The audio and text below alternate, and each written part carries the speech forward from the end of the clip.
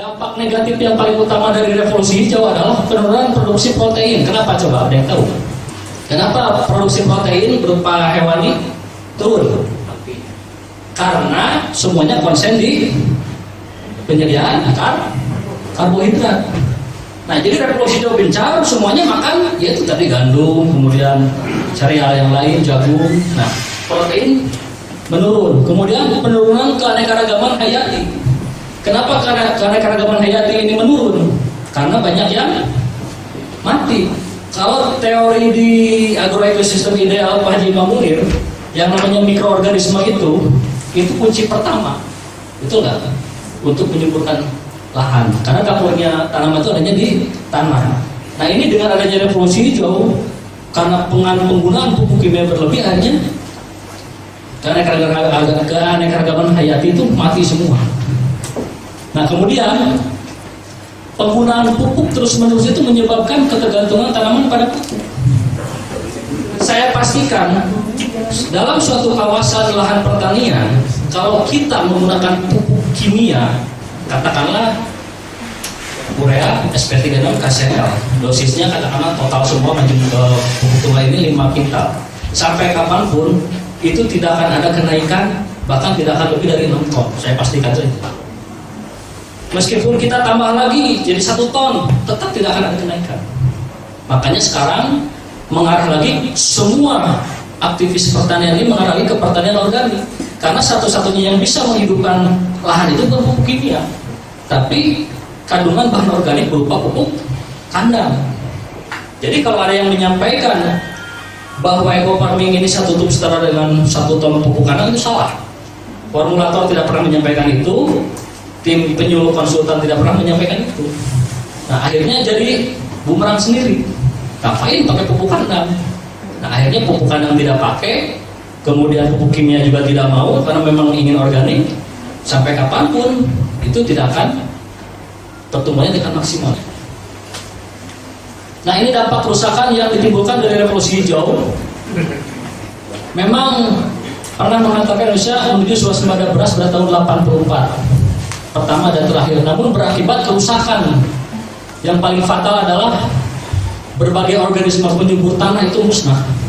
Jadi tidak ada lagi yang namanya cacing di sawah. Jadi pada tahun 70-an, ini cerita orang tua kita yang petani dulu, ketika ada bantuan yang disebut pupuk kimia, itu mereka semua menolak karena selama ini sudah nyaman dengan penggunaan pupuk kandang. Nah, makanya nanti dari mana pupuk kandang ini? Nah, nanti kita ceritakan bagaimana konsep pertanian terpadu ini harus ada. Terus bagaimana sumber pendapatannya dengan konsep pertanian terpadu? Karena memang saya lulusan dari pertanian terpadu. Jadi kalau perlu diceritakan, ada nggak sarjana pertanian terpadu? Nggak ada. Nah, itu saya doang ya. Alhamdulillah ya sampai sekarang konsisten. Inilah dampak. Jadi kalau bercerita tentang siapa sih yang diuntungkan revolusi hijau ini? Pertama, para kapitalis, produsen ini. Saya tobatnya di mazhab kimia itu baru tahun kemana setelah kenal eco farming. Ternyata dampaknya luar biasa. Nanam cabai, kalau cengeng katakan bahasa Sunda, itu supaya tidak lemas itu harus pakai itu. Yang nomor 2. Nah, terus kemudian ada yang tahu salah satu produk ketika dipakai sekarang tahun 2000 dengan sekarang itu beda. Ada yang pernah merasakan nggak? Produk apa? Ini pestisida. Hah? Oh. Saya ceritakan aja karena memang live ya. Regen contoh. Ada yang kenal ya?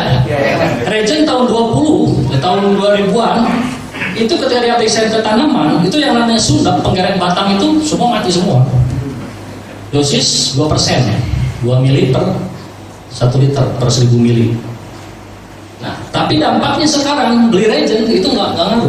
Kenapa? Karena tadi muncul strain baru hama yang lebih resisten. Jadi saya sampaikan di sini, penggunaan pestisida berlebih pupuk kimia itu bukan untuk memperbaiki atau meningkatkan hasil. Nah, disinilah Eco farming ini menjadi salah satu solusi. Kita tidak pernah menyalahkan harus tidak menggunakan pupuk kimia, makanya di situ kan ada di brosur cukup 25% saja dari biasanya. Artinya apa?